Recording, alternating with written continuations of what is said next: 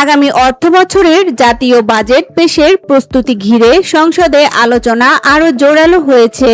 বাজেটের বিভিন্ন দিক নিয়ে আলোচনা চলার পাশাপাশি রাজনৈতিক বিষয়েও সরব ছিলেন সংসদ সদস্যরা।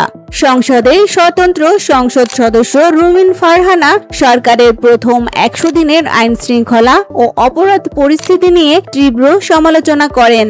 তিনি দেশের সার্বিক নিরাপত্তা পরিস্থিতি নিয়ে উদ্বেগ প্রকাশ করেন এবং এ বিষয়ে সরকারের পদক্ষেপ নিয়ে প্রশ্ন তোলেন।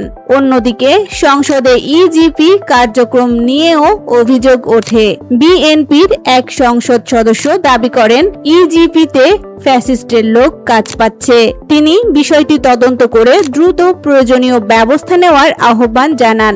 জাতীয় বাজেটকে কেন্দ্র করে অর্থনৈতিক আলোচনা যেমন চলছে, তেমনি রাজনৈতিক ও প্রশাসনিক বিভিন্ন বিষয়ও সংসদের আলোচনায় গুরুত্ব পাচ্ছে। বর্তমানে বাজেট অধিবেশন ঘিরে সংসদে আলোচনা অব্যাহত রয়েছে।